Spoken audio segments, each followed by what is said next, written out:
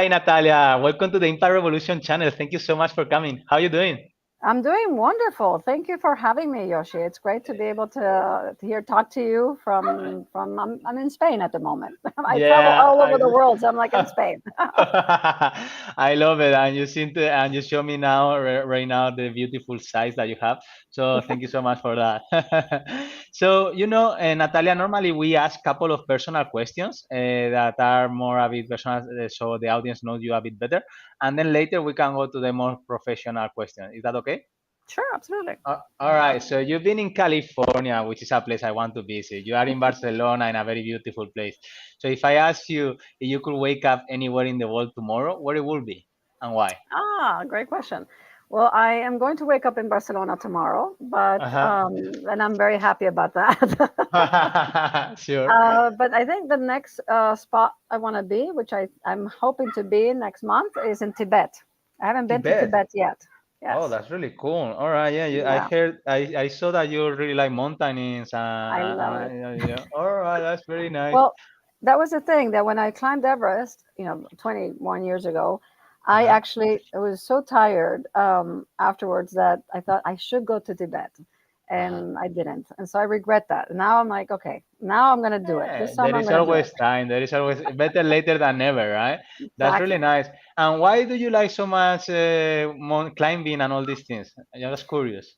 I love it because you tend to just be able to do some great exercise, really get yourself away from reality, right? From Mm. real world, and there's no internet up there.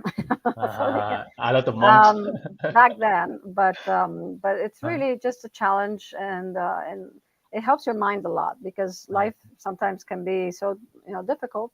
sure, But when you're looking at you're climbing, you're like, I'm here to survive, and look at this. This is unbelievable. I actually yeah, accomplished something too. that's really cool. Yeah, I think it was something related to that. So thank you for sharing, Natalia. All right, good. And now I wanted to ask, you've done so many things already in your life, and I was wondering if you had all the money in the world, what would you do and why, Natalia?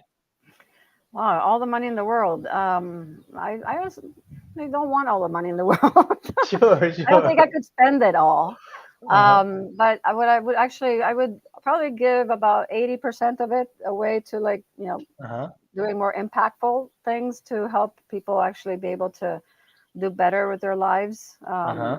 I think that we Uh-huh. can do so much more by giving it to people who need it and who can actually Mm. do things. That's why I love, about investing and about being Uh-huh. part of a entrepreneurial ecosystem. You really Sure. give an opportunity to people. So I would Mm. probably give about 80% of it away. Okay, beautiful. Thank you so much.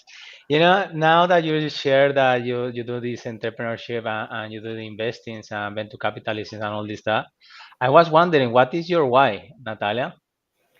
My why? Because I think there's so much yet to be done. Mm-hmm. And I think technology, as we know it today, still has a long way to happen. We're just at the tip of the iceberg. Mm-hmm. Think about it. We started our first iPhone was in 2007, six. First application was 2008. I mean, what we know as far as technology is concerned still has a lot more to do. So, Totally the reason agree. why we invest in technology is that Mm-hmm. reason, because it Mm-hmm. can really solve people's problems, and it can make it easier for folks. All right. Very good. Thank you so much. Yes, you have accomplished so much. Looking at your experience, all right, you have like more than 30 different experience in your LinkedIn profile. I So I love, was, I can't get stuck to one. I like doing yeah, several things. I was wondering, from all of them, Natalia, what is your favorite or the accomplishment that you are most proud of?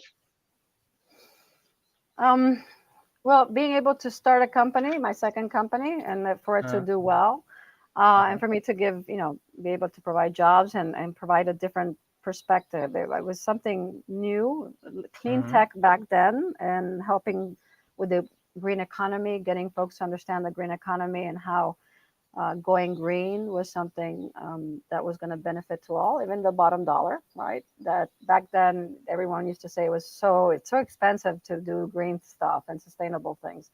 That I can say that I was threatened many times, and a lot of people just didn't believe in it. Mm. But if you believe in what you're doing and you think that this is something that will be good for impact and impactful, and now you see, we talk about the green economy, we talk about climate change. Now everyone Yeah, you were is the more pioneer concerned. in that moment, Yeah, right? people want to That's know really where cool. their stuff comes from. Uh, So I'm very proud of that. I think that when we started and led the green economy, it was something that needed to happen. And even though people don't like you, and they'll insult you, and they'll say bad things to you, you keep congratulations. fighting. No, you You keep know, fighting, and you're right. And at the end, I was right. yes, there is a commonly thing known, for the startups and entrepreneurs that the ones who succeed are have a really tough mindset, right, and resilience and grit. So I was wondering, in your case, in this case, right, because probably could have been one of your biggest challenge back then, especially, right, when you just say that it was not so popular. What was the obstacles or the things that you had to overcome, Natalia? I think the obstacles, which disruptors, I guess, like me, are in general the society. Society wants to put you in certain boxes, and they've said this is how it's been done for a long time. Why change Mm, it? It works. mm, I think the obstacle in itself can be that culture of just like, let's don't break it if it's fine.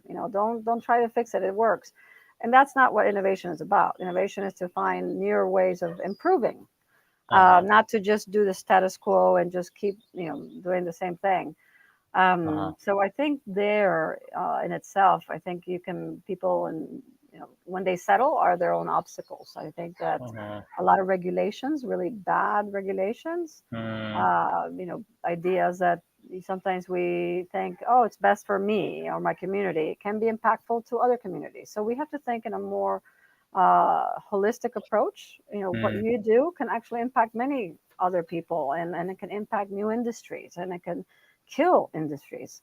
There was yeah. legislation that was going to, you know, completely kill sustainable measures in the Northeast Mm, because the electric companies were going to be like, they're gonna be prices are gonna go up, and then there's no way for poor communities to insulate their homes, for example.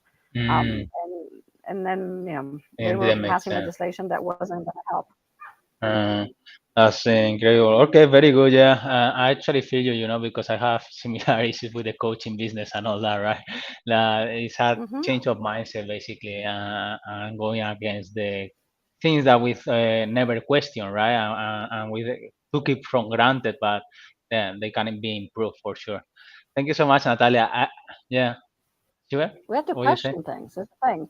We always Yeah, said, totally. sometimes when we think about technology, we forget to question. Mm, We tend to go sometimes into too many like ways to fix it, and then we spend so much time trying new things that we forgot what the real question was about. Like, why did we start it? And yeah, the purpose, I right? have to tell people that a lot of our big companies or tech companies didn't Mhm. start because they wanted to solve big issues. They started because they were solving one thing. They were Mm, trying to come up with something that to fix the system. So they were asking why. Why isn't that uh, working? Let me figure out how I can make it work. uh-huh. Okay, very good. Thank you so much because of this why thing. I was wondering what was your main lessons learned, in terms of your experience so far. I'm sure you have seen everything Lessons or learned. many things. I've learned not to be afraid, and I've learned not to be like not to be ashamed. Like I have literally no fear of asking people for stuff. I have no fear of saying what's on my mind. So I've learned that Uh-huh. because sometimes you're too cautious of what is it they're going to say. They're going to talk badly about me or something. So I've learned to be able to be a lot more resilient. That's for sure. Mm, And all to right. be and also to be I like to say a charming nagger. So I be persistent in a very diplomatic way. Okay, I love But it. Thank you. don't give up. Yeah, don't give up. But don't be Uh, annoying either. Like uh, you have to do that, you know, in between. You have to, you know, be persistent, but don't pester. Just slowly yeah, but surely provide better information and keep at it. You know, don't give up too easily. yeah. It's a balance at the end, right? It's a Yeah. balance between yeah. Very good. Thank you so much. And regarding this, how did you get to this mindset, Natalia? Well, you know, after things don't go well, like after my first company, which you know didn't do so well, All right. I was young and I thought I knew everything. Uh, Sure. I realized that I need help. That I there's a lot of resources out there. That's a lot of smarter people than me. There's people who you know had a lot more experience, and that you have to ask these questions, and so you can actually learn from those things. And I think Very when you good. fail, you really have an opportunity to learn. Mm, And rectify that. You know, just don't just give up and say, oh, I'm a loser. I wasn't successful. No, you learned and you get right back up and mm, you actually get out there and just do it differently. But mm, don't give up very easily. Just sure. do your homework is a thing. And I Uh, really realized that in the U.S. there's a lot of development centers that can help you with your business plan. There's mentor program that can help you, when certain industries, if you need a mentor. We have totally. 14,000 mentor program in the US that the US government provides, which Oh, okay. later on I came to run that program. you know, at That's really the cool. Very ministry. good. Yeah, that's really cool. It was really cool because that ministry or that department, which is the U.S. Small Business Administration, Uh-huh. does all these programs across the U.S. to help startups and to help entrepreneurs. And no, and it Uh-huh. doesn't have to be one entrepreneur or a startup. It can be family businesses that have been three generations. So any business. And so Mm, there's there to help you with all this, and this is for free. And so really that's really important. And nice. when I That's went really to work cool. for this, for in the Obama administration, I was Uh-huh. working in this ministry, in this Uh-huh. department.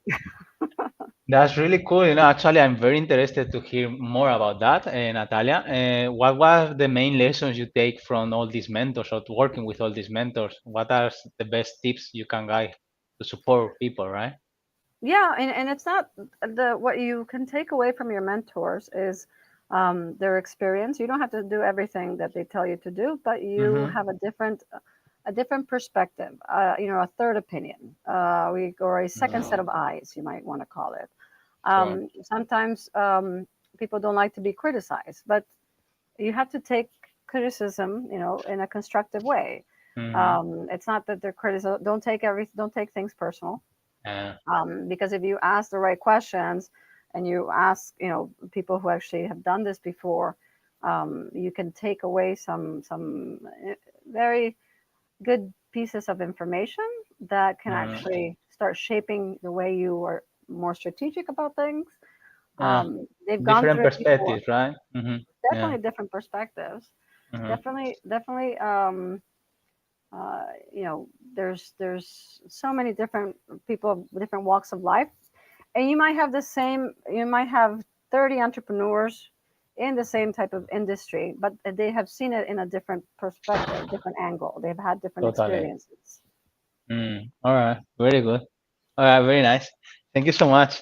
And now, regarding the impactful revolution, right, or the impact things that you are doing, what is your favorite project right now, Natalia? So I'm starting a think tank.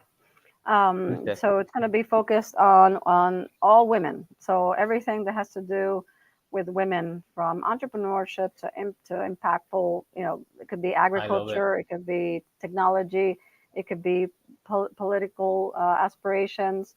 Uh huh. Um, a friend of mine in the Obama administration, she helped start an organization to help more women become politicians, for example. And out of that particular organization, more women have gone into politics. And so I think that it's a need for more think tanks in Europe, for example. And I wanted it to be something that is very holistic. Mm, Everything that we can talk about that people can advocate for, have really uh-huh. good researchers and promote good advocacy. Mm, And so I think I'm going to start in Europe and the Middle East and Africa, but right now, the EMEA around the Mediterranean. And I think mm, there's a lot of good things happening around the Mediterranean, because I think that and I started this initiative a little while ago, of the cities around the Mediterranean, and mm, how they can share best practices and share ways that they can improve, especially around entrepreneurship. So I mm, call it 17 cities, 17 SDGs. So mirroring the SDGs, or Sustainable Development Goals. uh-huh. So cities can start really, instead of waiting for the national governments to move, cities have more in common. Mm, mm. Okay, interesting. And why did you started this? Because I think there's a need, there's not Uh-huh. enough, and there's a lot of loose ends. So there's a lot of, there are organizations that are doing some things around women. Some are doing, women in science, or women in tech, women in impact, women investors, so I believe that bringing all of them together, or Mm, giving them the platform necessary for them to be able to share. You'd be surprised how many things you can learn from each other, and mm, instead of like starting something new, you can new initiative or new program within that department or that company, that if uh-huh. you are able to share in one platform all this information, that you actually save a lot of time and money by being able to go to that think tank, that repository of ideas and research, and Uh-huh. be able to use it better. Okay, really good. Okay, no, no, it sounds great. It sounds great. Natalia, and why woman? Well, I'm a woman, so I figure I don't know. No, um, I see that. I see that. because there is this, because it's kind of, I think it needs a little bit more structure.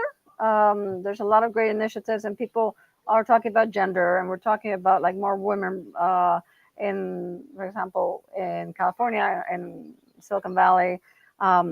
There's the most investment out of all the investment is 2% in women-owned companies. I mean, we still have a long Mm, ways to go. definitely. Women as entrepreneurs in certain places in Africa, still ways to go. Uh, There's a lot of, for example, in Spain, there's so many women scientists. Uh, get them to start a company, or get them to, is still harder for them.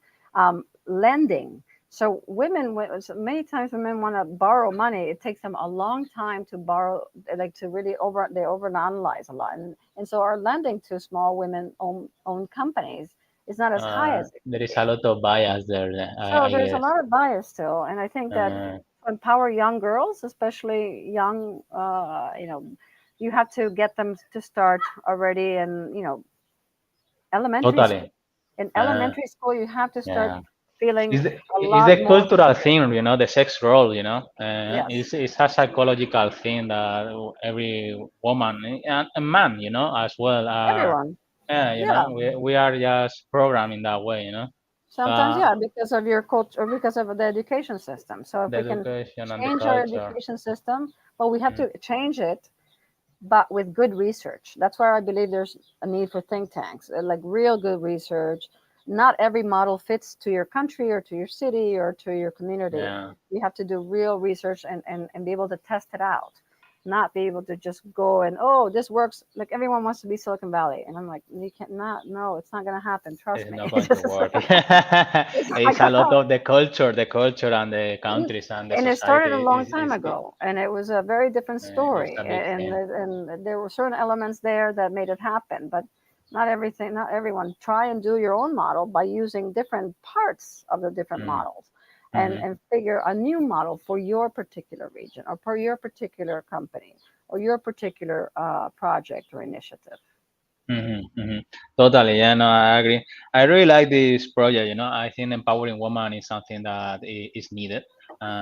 So yeah, good for that. Yeah, And yeah, the more the no, better. the more the better. The more Actually, the better. from the part of emotional intelligence, I think the woman will be better leaders than man. Generally speaking. But anyway, that's my opinion. I Thank think you they for have that. more. No, it's true. I think they are more. they have more empathy. They have more. They talk about better about emotions, And if you put that a bit of the aggressive part or the kind of male kind of thing, I think they will just take the whole world, I think so. Well, So let's see. During COVID, there was really well done analysis of the countries that did really well on COVID were all led by women. Yes, yes, I remember that, and I was not surprised. Really, I was not surprised. Okay, I love in this interview, Natalia. I was wondering, what other things will you be able to share that are important? Main lessons learned from your side regarding to for young startups or entrepreneurs, to succeed in this changing world. That everything is so accelerating and it has a lot of things, and especially now in these times as well, it can be hard. Mm, Well, it always look starting a company, being an entrepreneur is extremely hard. Not mm, everyone is successful. We have a ratio that's 1 in 10 that actually mm, gets out the door. But it's always a good idea to start and mm, try it. And if it fails and you try it again and it keeps failing, maybe it's time to pivot, right? It's time to mm, change the idea. Sometimes people get stuck. Oh, this is the best idea. The ones that we've seen are successful realize that there has to be a pivot, that you have to change maybe the way this product or the use case of that technology is not the best use case that you were thinking. You might be in many companies today, realized by a lot of design thinking, by a lot of experimenting and so on, and said, oh, this technology originally was for this. And now sure. we find it can be used for something else. Hmm. And so being really pragmatic, Hmm. and Pragmatic. not Hmm. be afraid of changing, because Hmm. a lot of people get stuck. Oh, this was my original idea. Like you need to change and be practical, and you have to think that when your company is growing and you go from 10 to 20 employees and then to 100 employees, remember you're feeding 100 households. You're feeding a Mm, lot of children. These people are making their life is your part of their worth is that working in that company and your company sure. that you started. So you have your responsibility for Mm, hmm. is really important.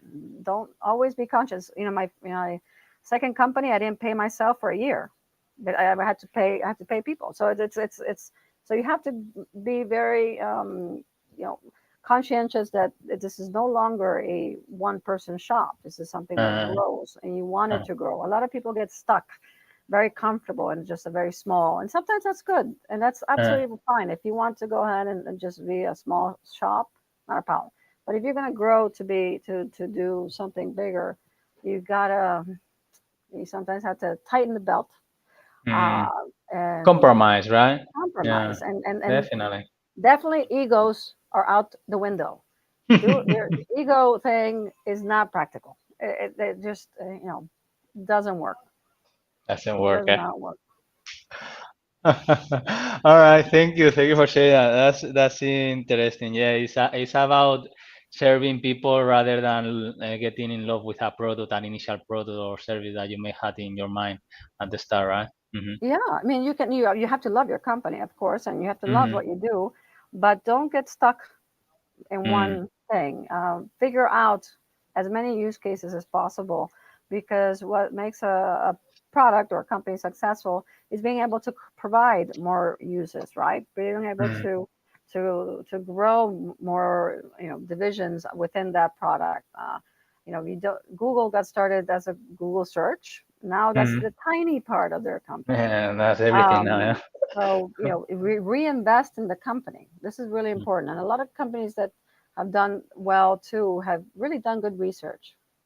Mm, They're doing their homework constantly, mm, because in order for you to be competitive, because one of the very interesting things that people don't mention, because I was advisor for innovation and competitiveness. They always mm, people get stuck on the innovation side. I'm like, you cannot be innovative unless you start thinking competitively, because you mm, are trying to improve your product or service.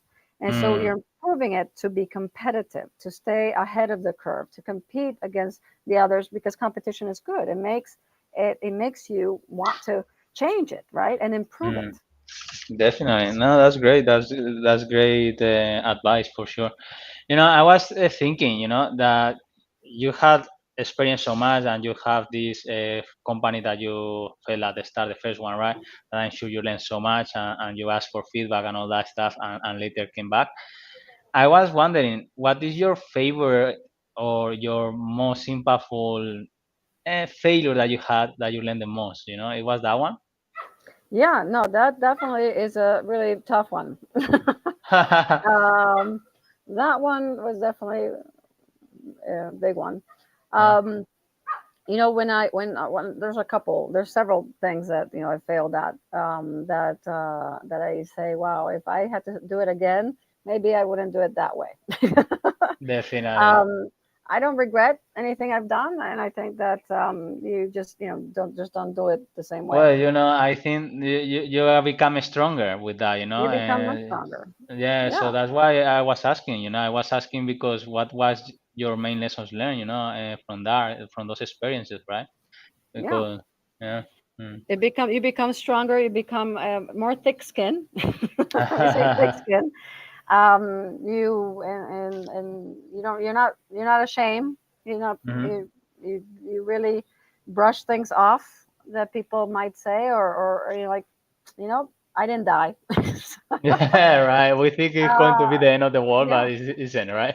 yeah. And Yeah. I've been at a point where I had very little money, like $100 in my bank account, like down to like nothing practically. Uh, And you're just like, wow, how am I going to pay rent? How am I going to do these things? And this is very tough. You're just, trying to make I ends feel you there. meet. But somehow, with by working hard, this is my big message. You got to work hard. You got to Mm, have, at least get your kids to understand what it is to work. mm, I give thanks to my grandparents and my parents, because my grandfather used to make every summer since I was 8 years old in his hardware store. And he had a small gas station, a hardware store, and like we would be like, go pump the gas, or go count the worms, or go uh, count the little, hooks for the fishing. uh-huh. And I love that. I made money. And I feel Beautiful. responsible. And I think it's Uh, important for young kids to learn how to work, and yeah, how to how to earn $1 or €1 yeah. or a real. All right. No, no, it's Yeah. very important. It is, isn't it? And now, actually, I think you made a good point. Younger generations, including mine, actually, now Gen Z and all that, they have everything for granted, right? Mhm. And many things that they don't value it as much as you used to be or used to be, right? Yeah, And that could make some expectations a bit unrealistic, I think, which I think is going to be one of the challenges in future generation. Uh, yeah. yeah. What For is this your view? generation, yes, because this generation, they're very smart. They have more information than before, way, way, way much more. But the thing is, how do you, um, how it's great to have intelligence, but the knowledge, the experience, tough one. That teaches you a lot more. It's very nice that you mentioned that. I was reading a book and it says, we are in the information age, but not in the knowledge age. It's Exactly. different. So it's too much information, but the important is the experience and all that. We have 1 minute and a half left. Natalia, thank you so much Oh, for joining. Yeah, it's quick sometimes. I could talk with you for hours, really. I was wondering if there is anything else that you would like to share that we haven't covered so far, Natalia. sure. I mean, I think, first of all, thank you, because I think that these podcasts and these interviews are important for people to learn about other people's experiences, because Hmm. just like I'm the girl next door.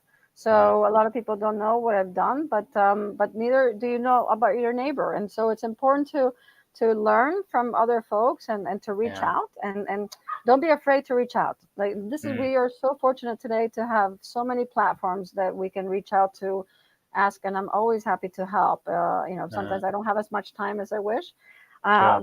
but don't be afraid to reach out to folks, to ask questions. You never know. We have so many smaller degrees of separation today. Mm-hmm. When people always ask me, how is it working with, how did you make it to work with Barack Obama? And I'm like, I asked questions. So I was sitting in the front row of his, with part of his team. They were on the stage, and I kept asking questions, and they're like, why don't you come and join us? I said, okay. That's how I went. Actually, that's how I went to work for President That's Obama. really cool. Yeah, no, thank you to you, Natalia. It was great. Thank you so much for your time. I know you are very busy, and it was beautiful. I love doing these things because I really learn from people like you, and it's beautiful that you are so kind and you are so sharing. So thank you. That's the well. One last question, okay? Now that we have, yes, if you could leave a whole message, or an important message to the whole world, what it would be, Natalia? To think of the future generations, really don't think about just the next one. Think about the ones that are 100 years from now. It is so important that your legacy is not only about yourself, Mm. but it's about what you actually have been able to accomplish to make this a better world for the 5 generations from the past that are still not here today. I love it. You give me goosebumps because I totally believe in that. Thank you so much, Natalia. It was a big pleasure. Thanks a lot. Thanks a lot. Talk to No, you thank you, soon. Yoshi. I Yeah, appreciate thank it. you. Thank you.